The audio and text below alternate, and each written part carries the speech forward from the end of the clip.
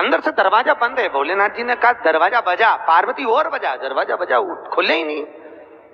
शिव जी ने कहा एक काम करो, बाहर आ जाओ।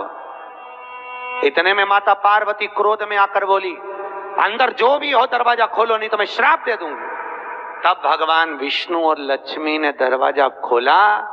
दरवाजे पर आकर बोले, भोलेनाथ ये नगरी, ये बद्रिकाश्रम मेरी पत्नी पार्वती जी के सम्मुख में लक्ष्मी जी कहती हैं मुझे और मेरे नारायण को बहुत भाया है, इसलिए यह बद्रिकाश्रम आप हमें दे दो। शंकर भगवान ने कहा ठीक है। पार्वती जी ने शिव जी को देखा और कहा अपना घर अपन इनको दे दे। भोलेनाथ जी बोले मैं पहले ही बोला था गोदी मत ले, अब लिया है तो दे। अच्छा शिव जैसा दानी कहां होगा? सबसे पहली रामचरितमानस की रचना किसने करी थी? बोलो तो किसने करी? सबसे पहली रामचरितमानस की रचना शंकर भगवान ने करी, बाबा भोलेनाथ जी। 100 करोड़ श्लोक थे उसमें। 33 करोड़ मनुष्य को, 33 करोड़ देवता को और 33 करोड़ श्लोक राक्षसों को बांटे थे बाबा शंकर ने। थोड़ी देर बाद मनुष्य देवता राक्षस फिर आ गए थे, प्रभु इतनी बड़ी रामचरितमानस की रचना आपने करी है और इसमें से 1 करोड़ श्लोक आपके पास में रहेगा, ये हमको और दे दो। भगवान ने कहा ले जाओ 33 लाख और ले जाओ। थोड़ी देर बाद मनुष्य देवता राक्षस फिर आ गए, क्योंकि शिव जी के पास 1000 श्लोक रह गए। भोलेनाथ 1000 श्लोक आपके पास में हैं। शिव जी ने कहा ले जाओ 33 और ले जाओ। शिव जी के पास 100 श्लोक रह गए। मनुष्य देवता राक्षस फिर आ गए, भोलेनाथ 100 श्लोक आपके पास में। भोलेनाथ जी ने कहा ले जाओ 33 और ले जाओ। शिव जी के पास 1 श्लोक रह गया। मनुष्य देवता राक्षस फिर बोले भोलेनाथ 1 श्लोक आपके पास में, ये हमें दे दो। शंकर भगवान ने कहा लेने वाले 3 श्लोक 1 करूं क्या? शंकर भगवान ने 1 श्लोक को बांटा तो वह अनुष्टुप छंद का श्लोक था, भगवान शंकर ने तोड़ दिया। अनुष्टुप छंद में संस्कृत के 32 अक्षर होते हैं, 10 अक्षर शिव जी ने तीनों को दे दिए। शंकर जी के पास 2 अक्षर रह गए। मनुष्य देवता राक्षस फिर आकर बोले भोलेनाथ ये 2 अक्षर हमको दे दो। शिव जी ने कहा पूरी रामायण तुमको दे दी, रामचरितमानस तुमको दे दी, पर ये 2 अक्षर नहीं दूंगा। मत दो, पर बताओ तो भोलेनाथ आपने दुनिया को सब कुछ दिया, अपने पास क्या रख लिया? शंकर जी ने कहा एक रा, दूसरा म, राम मैंने अपने पास रखा, बाकी का सब दुनिया को दे दिया। सब राम मेरे पास और राम के सिवा कुछ भी नहीं मेरे पास, केवल राम।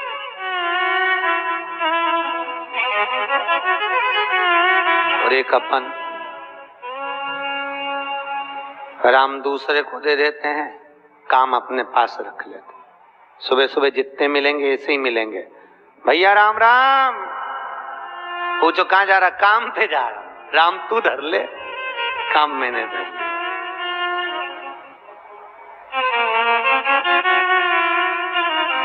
और भगवान ने राम अपने पास रखा और सारी दुनिया को काम से लगा दिया। लगेगा राम अपने पास।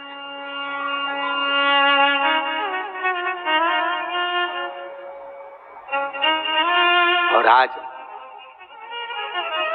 नारायण बोले ये बद्रिकाश्रम हमें दे दो, शिवजी बोले ले लो, मना नहीं है। पार्वती जी ने शिव जी को देखा, भोलेनाथ जी बोले मत घबरा, क्यों चिंता करती है? अपन तो शमशान के रहने वाले, कैलाश पे रहने वाले, अपने को घर की जरूरत क्या है? प्रभु फिर कहाँ रहेंगे? शंकर भगवान बोले ये किसने ले लिया तो दुनिया थोड़ी ना कम पड़ गई, चल अपन केदारनाथ पर रहेंगे। बद्रिकाश्रम नारायण को दे दिया, केदारनाथ पे जाकर शिव जी रहने लगे। भले रह लो। तो किसका था बद्रीनाथ? अरे बोलो तो शिव जी। भले तुम जाके वहां नारायण नारायण करो, बद्रिकाश्रम भगवान की जय बोलो, बद्री नारायण की जय बोलो, पर आज भी प्रमाण है बद्रीनाथ में अगर 41 दाने चने की दाल के पीले कपड़े में बांधकर जो शंकर भगवान के 41 बार नाम लेकर बद्रिकाश्रम को चढ़ाता है, आज भी उसकी मनोकामना पूरी हो जाती है। इसलिए बद्री नारायण में चने की दाल चढ़ती है। क्या चढ़ती है? चढ़ाई किन चढ़ाई? कभी गए हो आप लोग बद्रिकाश्रम? गए? कौन कौन गए? हाथ उठाओ। गए हो? चने की दाल चढ़ाई है वहां? ये देखो सब माताएं जानती है चने की दाल वहां चढ़ती है। क्यों चढ़ती है किसी को नहीं मालूम, पर उसका कारण यह शिव महापुराण में लिखा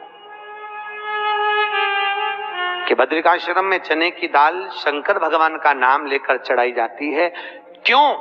क्योंकि जब जैसे दादी को स्वर्ण सीढ़ी चढ़ाते हैं, देखा स्वर्ण सीढ़ी चढ़ाते हैं तो चने की दाल बर्तन में भरते हैं, फिर उस पे सोने की सीढ़ी रखते हैं, तब वो स्वर्ण सीढ़ी चढ़ती है। उसी तरह जब हम किसी बच्चे को गोदी लेते हैं और उसको कोई दान देते हैं, अपना मकान अपनी जायदाद जब उसके नाम लिखते हैं, तो बच्चे को जब गोदी लिया जाता है तो सामने थाली में चने की दाल भरी जाती है। नामकरण संस्कार जब बच्चे का किया जाता है तो सामने थाली में चने की दाल रखी जाती है। क्यों? चने की दाल जब हम दान करते हैं तो स्वर्ण के बराबर दान का, प्रॉपर्टी के बराबर दान का लाभ जीव को प्राप्त होता है। आज भी नारायण के मंदिर में बद्रिकाश्रम में 41 दाने चने की दाल के देने पर, अब कोई 41 तो गिनता नहीं इसलिए पोटली में बांध कर ले जाता है, जितने हैं दे दो, शिव का नाम समर्पित करिए।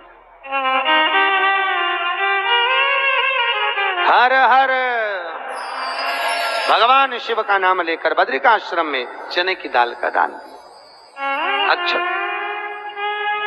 इसलिए केदारनाथ में जपा जाता है नारायण नारायण और बद्री आश्रम में जपा जाता है ओम नमः शिवाय। दोनों जगह विपरीत दशा है। केदारनाथ जी में क्या जपना चाहिए? श्रीमन नारायण, ओम नमो भगवते वासुदेवाय, श्री कृष्ण शरणम मम। ऐसे केदारनाथ जी में बैठकर भगवान का नाम का जाप करना चाहिए। और बद्रिकाश्रम में जब भी जाओ तो मुख से ओम नमः शिवाय, ओम नमः शिवाय। जैसे व्यक्ति का कोई काम नहीं हो रहा हो, बहुत दिन से लगे, बहुत समय से लगे, ये काम हो ही नहीं रहा, तो शंकर जी का नाम को उल्टा कर कर जपना चालू कर दो। नमः शिवाय ओम। सीधा नाम क्या है? ओम नमः शिवाय, शिवाय नमः ओम।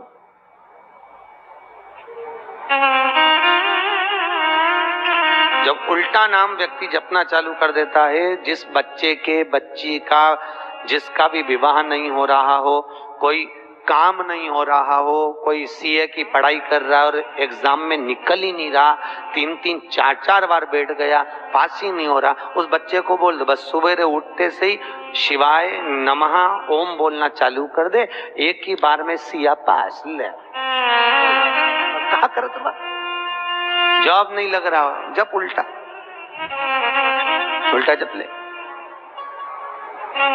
ये उसी में का हाल है। जैसे किसी व्यक्ति से अपने को पैसा लेना और दे नहीं रहा, क्या करना है? सूर्य नारायण भगवान को अर्घ दो। तो 21 दाने लाल मिर्ची के जो दाने होते हैं, देखें लाल मिर्ची के अंदर दाने होते हैं, उसके 21 दाने निकालकर पानी में डाल दो और पानी में डालकर उसी जल से सूर्य को अर्घ दे दो। उस व्यक्ति का नाम लेकर जिससे पैसा लेना है, हाथ जोड़कर देने आता है, तुरंत 3 महीने के अंदर पैसा लौटा दे। तुरंत हाथ जोड़कर, ये सूर्य को अर्घ देने है, पर मात्र व्यक्ति दौड़कर पैसा देने आता हो, कितना भी हो, रहने नहीं देता प्रचंड। शिव के सिवा दुनिया में कोई दानी नहीं, शंकर जैसा कोई दानी नहीं हो सकता। स्वयं कैलाश पर रहता है और दुनिया को लखपति, करोड़पति, आनंदपति बनाकर भेज देता है। जो आप लोग लक्ष्मी जी के साथ कुबेर जी की पूजन करते हो ना, कौन है ये कुबेर जिसकी पूजन करते हो दिवाली पे? कौन है? एक चोर भगवान शिव के मंदिर में चोरी करने के लिए गया और उसके पास में रात्रि के समय देखने के लिए, उजाला करने के लिए, कोई प्रकाश करने के लिए कोई मशाल या अग्नि नहीं थी। उसने शंकर जी के मंदिर का त्रिशूल उठाया, अपने कंधे का पिछोड़ा उठाया, उसको लपेटकर उसमें दिए से आग लगाकर त्रिशूल से चारों तरफ घुमा घुमा कर उजाला कर कर देखने लगा। जैसे ही देखा वैसे ही मेरे शंकर प्रकट हो गए और शिव जी प्रकट होकर बोले, मांग तुझे क्या चाहिए? भोलेनाथ मैं तो चोर हूं, चोरी करने आया था, मेरे परिवार का भरण पोषण करना है। भोलेनाथ जी बोले, आज शिवरात्रि के दिन तूने रात्रि के समय पर मध्य रात्रि में मेरे मंदिर में प्रकाश करा है, इसलिए मैं तुझे वर देता हूं, जा कुबेर के सिंहासन पर तू बैठेगा और भगवान शंकर ने कुबेर को नीचे उतार दिया और या चोटे को कुबेर बना दिया। सोचो कितना दयालु होगा, चोर को कुबेर बना दिया। जिस कुबेर की तुम पूजन करते हो ये चोट्टा है, चोर है।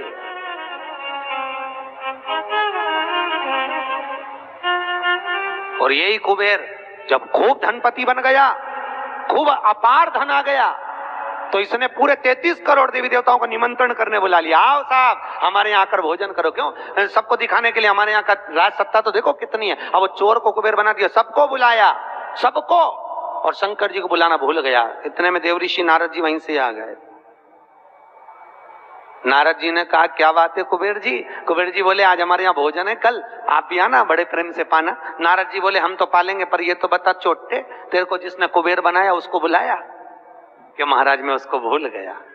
होता है, दुनिया के लोगों की रीति है। जब व्यक्ति जिसके माध्यम से आगे बढ़ जाता है, बढ़ते चले गया, धनपति हो गया, सब कुछ बना लिया, पर जिसके पूंजी से, जिसके धन से, जिसकी संपदा से, जिसके आशीर्वाद से व्यक्ति आगे बढ़ता है, उसको व्यक्ति भूल जाता है। बस उसी को भूला, उसी को। बाबा कुबेर जी ने कहा मैं तो भूल गया, अब क्या करूं? नारद जी ने कहा जाओ विनती करो। नारद जी ने जैसे ही कहा कुबेर दौड़ कर गया भोलेनाथ जी के पास में। हर हर। भोलेनाथ जी ने पूछा बोलो क्या बात है? इतने में कुबेर बोला प्रभु मेरे से गलती हो गई, मैं आपको निमंत्रण देना भूल गया। शंकर जी बोले कोई बात नहीं, देखो ये बड़ी बड़ी पार्टियां तो मैं तो वैसे भी अटेंड नहीं करता भैया, इतनी बड़ी बड़ी पार्टी मैं अटेंड नहीं कर सकता, तो कौन अटेंड करेगा? इतने में भगवान भोलेनाथ जी बोले मेरा जो छोटा बेटा है गणेश, वो अटेंड करेगा। इतने में कुबेर बोला प्रभु वो इतना सा तो रखा है, क्या खाएगा? इतना तो केना था। शंकर भगवान को हंसी आ गई, इसीलिए तो उसको अटेंड करने भेज रहा हूं, इसीलिए उसको भेज। वो क्या खाएगा? बाबा भोलेनाथ जी बोले अब तो इस समय बताएगा कितना खाता है। कार्तिकेय जी को गुस्सा आ गया। कार्तिकेय जी ने अंदर माता पार्वती से कहा माँ माँ। माता पार्वती जी ने पूछा क्या बात है? माँ घर का बड़ा बेटा कौन है? भगवान पार्वती जी ने कहा कार्तिकेय तू। जब बड़ा बेटा मैं हूं तो सबसे पहले पार्टी अटेंड करने का हक किसका? तेरा। तो शंकर जी ने, पिताजी ने गणेश जी को कुबेर भैया के यहाँ भोजन करने क्यों भेजा? शंकर जी आएंगे उनसे पूछेंगे। भोलेनाथ जी जैसे ही आए, पार्वती ने पूछा क्यों उपद्रव करवाते हो प्रभु, ये सब प्रपंचा क्यों करवाते हो? जब तुम्हारे दोनों बेटे बराबर हैं तो फिर ये बड़े को तुमने भेजा क्यों नहीं? इतने में शंकर जी बोले मुझे मालूम है कहां पर कौन सी पार्टी में किसके घर किसको भेजना, लिफाफा लेके। सब मालूम, कौन सी शादी किसको अटेंड कराना ये मुझे मालूम है, इसलिए मैंने गणेश जी को वहां भेजा। और गणेश जी से कहा बेटा अच्छे से जीवना। गणेश जी बोले पिताजी नाक कटाऊंगा नहीं, क्योंकि नाक मेरी लंबी है, तुम चिंता करो मत, जीवने बैठा तो उठूंगा नहीं जब तक आपकी सूचना आएगी नहीं। और गणेश जी महाराज पहुंच गए। शाम को 7 बजे भोजन का टाइम, 4 बजे पहुंच गए। और 4 बजे जैसे गणेश जी पहुंचे आवाज लगाई कुबेर भैया कुबेर भैया। अब जैसे बोले कुबेर भैया तो कुबेर भैया तो नहीं आए, कुबेर जी की धर्मपत्नी निकलकर बाहर आ गई। और कुबेर जी की पत्नी ने कहा गणेश जी भोजन का टाइम तो 7 बजे। इतने में गणेश जी बोले भाभी जी सब लोग जिमने आ जाएंगे, मैं छोटा सा कहाँ बैठ के जिमूंगा, इसलिए आ गया। अंदर से कुबेर जी बोले अब आ गया है तो जिम लेने दो, अच्छा है जितने जिम के जाएंगे टाइम तो निकल जाएगा। और समय 33 करोड़ देवी देवता का भोजन बना, इसको जल्दी जल्दी जिमा जुमू के न चीत कर। ऐसे गणेश जी को बिठाया, आओ गणेश जी बैठो। भाभी ने कहा बैठो। गणेश जी बोले भाभी बैठ जाऊं? हाँ बैठ जा। चौकी लगा के गणेश जी के बिठा दिया। और अब थाली जैसे ही लगी, भाभी थाली लगा के लाई, गणेश जी खाते गए। जैसे ही खाते गए 33 करोड़ देवी देवता का भोजन 15 मिनट में निपटा गया।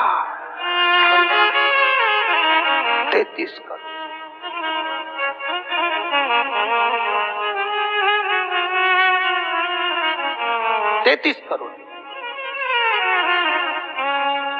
अब 33 करोड़ देवी देवता का भोजन जब 15 मिनट में निपटा, सारा भोजन खत्म। गणेश जी आवाज लगाए भाभी और लिया। भाभी गई तो चने की दाल की बोरी, चावल की बोरी, आटे की बोरी सूखी सूखी धरी आई, वो सूखा सूखा ही खा गया। ले घर का जितना माल था, दुकान का जितना माल, भंडारे का जितना माल, सब खा गया। इतने में कुबेर जी की पत्नी दौड़ती दौड़ती गई, स्वामी स्वामी। स्वामी जी बोले क्या हो गया? कुबेर जी बोले हुआ क्या कि वो सब खा गया। कि कौन? तो कि वो गणेश। तो कि वो तो इतना सा था। तो वो इतना सा तो है पर तोन जोरदार है, सब खा गया। इतने में कुबेर जी नारद जी के पास पहुंचे तो नारद जी तो आनंद में लगे हुए थे, खूब अलमस्ती। नारद तो नारद, वो अलमस्ती में। श्रीमन्नारायण श्रीमन्नारायण श्रीमन्नारायण श्रीमन्नारायण श्रीमन्नारायण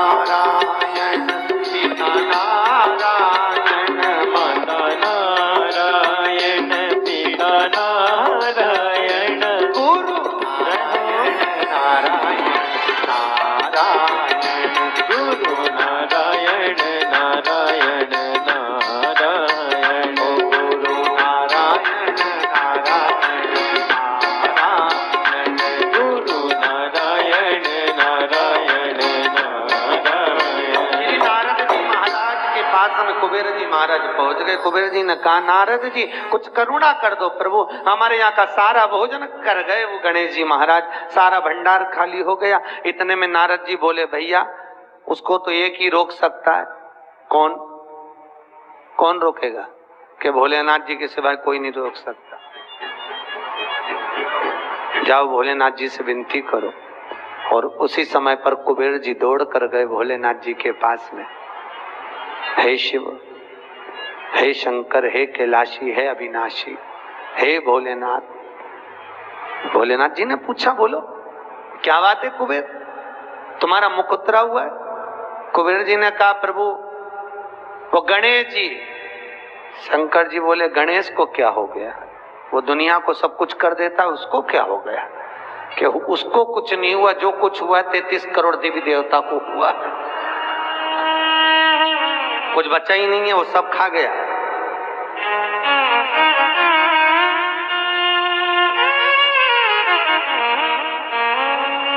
भगवान शिव ने कहा, क्या चाहते हो? उनको जीमने से रोक दो प्रभु, कुछ बचा ही नहीं है, आप देखेंगे। शंकर जी ने एक दुर्बा उठाकर दे दी कि गणेश जी को दे देना, कि ना ये दांत खरोच ले।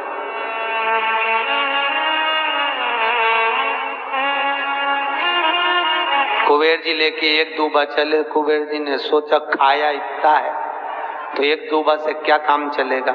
जाते जाते उन्होंने दूबा की गड्डी बना ली।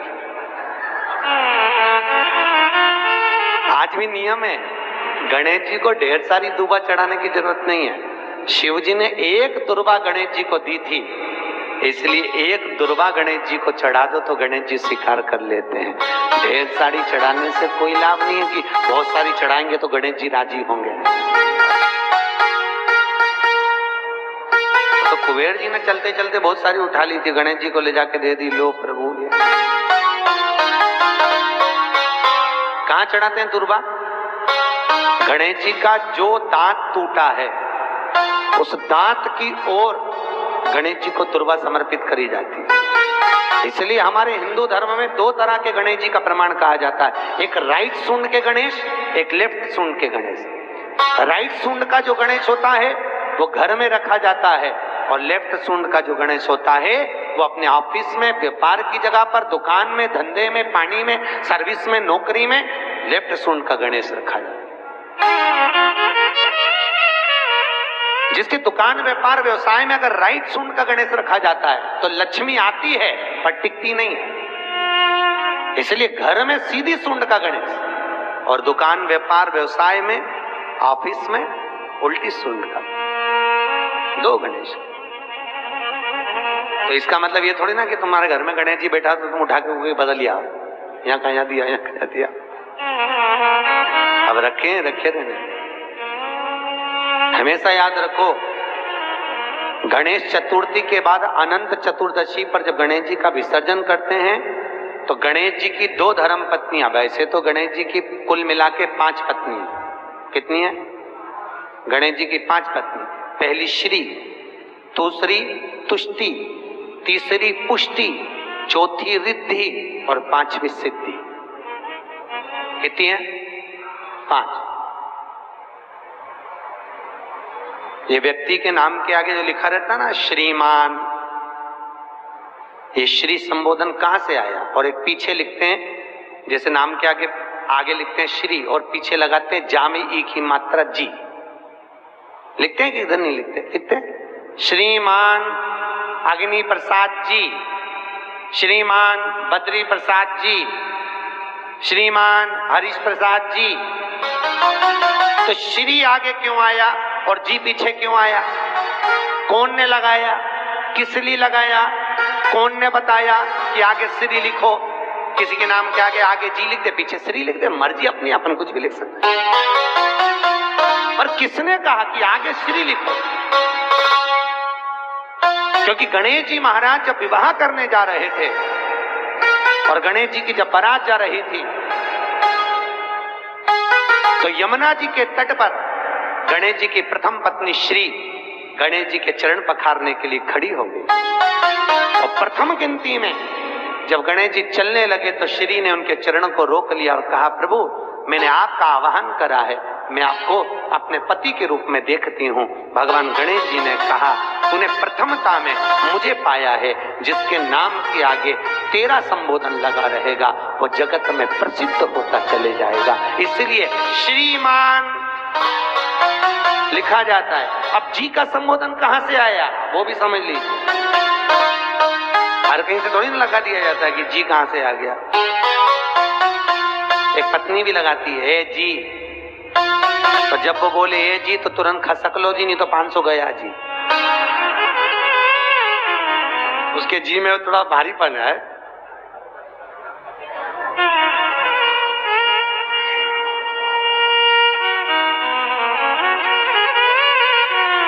तैतीस करोड़ देवी देवता में सबसे सुंदर जोड़ी थी शंकर और पार्वती की। सही है कि गलत है? कभी नहीं झगड़ते थे।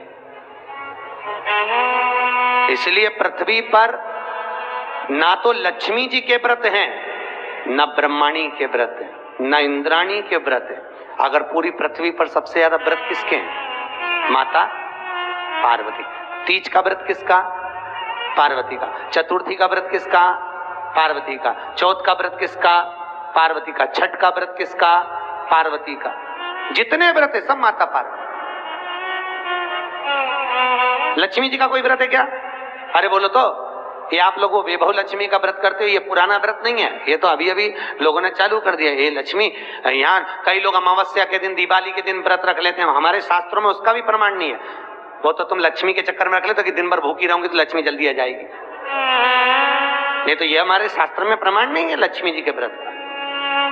कहीं सरस्वती का व्रत है क्या? ब्रह्माणी का? अरे बोलो तो सर, बसंत पंचमी के दिन रखती हो कि सरस्वती का व्रत? नहीं, केवल एक व्रत माता पार्वती का। क्यों नहीं है? लक्ष्मी का व्रत इसलिए नहीं है क्योंकि माता लक्ष्मी भगवान नारायण को श्राप दी थी।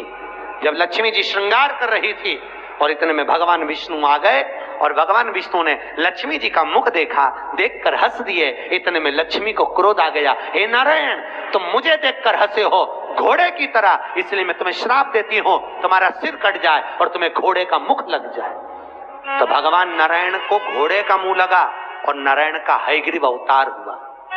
कौन सा अवतार? हयग्रीव।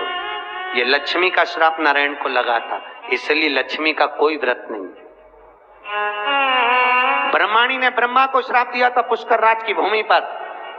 जब पुष्कर राज की भूमि पर यज्ञ हो रहा था, ब्राह्मणों ने कहा ब्रह्म देवता मुहूर्त निकल रहा है, जल्दी यज्ञ में बैठो। ब्रह्मा जी ने नारायणी से कहा, ब्रह्माणी से कहा, ब्रह्माणी जल्दी चलो, सरस्वती जल्दी चलो, यज्ञ में बैठना है। ब्रह्माणी ने कहा भी आई तैयार होके। ब्रह्माणी तैयार होने में लगी रही, बहुत समय निकल गया, मुहूर्त निकलने लगा। ब्रह्मा जी से ब्राह्मणों ने कहा ये मुहूर्त निकल रहा है। ब्रह्मा जी ने कहा करें क्या? इतने में ब्राह्मणों ने कहा तुम बताओ क्या करें? ब्रह्मा जी बोले आपको जो करना है करो।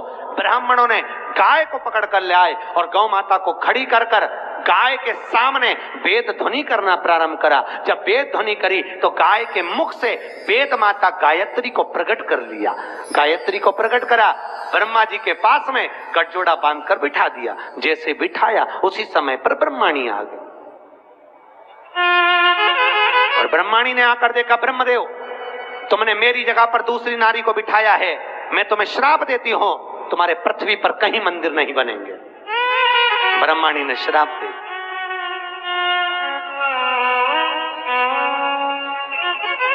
कहीं पर मंदिर है ब्रह्मा जी का? केवल एक जगह पुष्कर जी में, जहां यज्ञ करा था वहां।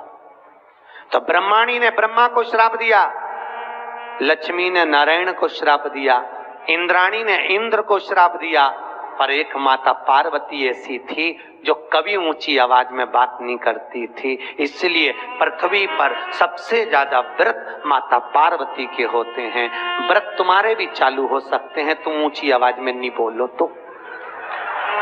व्रत करना दिक्कत नहीं है, व्रत तुम्हारे भी हो जाए चालू, बस तुम मीठा बोलो तो व्रत चालू करने में किसको दिक्कत। कई कई बुजुर्ग माताओं के तो आज तक व्रत चलते हैं, सही है गलत है? कई कई माताएं कहती हमारी सास ऐसी थी, इतनी बढ़िया गुरुजी, हमारी दादी सास ने ऐसा नियम बना दिया तो नियम चल रहा है। ये व्रत नहीं तो और क्या? जो सास दादी सास बना के चली गई वो नियम आज तक चल रहा है। ये व्रत ही तो है, उन्होंने अच्छा करा इसलिए नियम चल रहा है। तुम भी कुछ अच्छा करो, खूब प्रेम से बोलो, मीठा बोलो, अच्छा बोलो, तो तुम्हारी बहुएं भी कहेंगी हमारी सास इतना जोरदार बोलती थी, इतना जोरदार, तो तुम्हारे व्रत चालू हो जाए। अब तुम जब भी बोलो तो चामुंडा और चंद्र घंटा की तरह बोलो तो कौन व्रत करे? तुम कौन व्रत करे? मीठा अच्छा बोलो, विद्वत्ता से परिपूर्ण बोलो, प्रखर। अब केवल एक मां समय आया, श्री वेद व्यास जी ने वर्णन किया है शिव महापुराण का सुंदर लेख कानन। 24,000 श्लोक शिव महापुराण में है, 12 संहिता, 12 खंड है। देखो, भागवत की रचना वेदव्यास जी ने इसलिए करी कि वेदव्यास जी को अपने मन में आत्मा की शांति के लिए कुछ करना था, आत्म तृप्ति के, आत्मोद्धार के लिए। और जब आत्मोद्धार के लिए वेदव्यास जी ने श्रीमद् भागवत की रचना कर दी, उस रचना के बाद में जगत के लोगों को, जगत कल्याण के लिए, जिसको देखो कोई तन दुखी, कोई मन दुखी, कोई धन बिन रहत उदास, तुलसी या संसार में सुखी राम का दास। भगवान वेदव्यास जी ने देखा दुनिया के लोग बड़े दुखी हैं, कोई धन से दुखी है, कोई तन से दुखी है, कोई मन से दुखी है। तो वेदव्यास जी ने सोचा अब करा क्या जाए। तब वेदव्यास जी ने उसी समय शिव महापुराण की रचना कर दी, जगत के कल्याण। जगत शिव महापुराण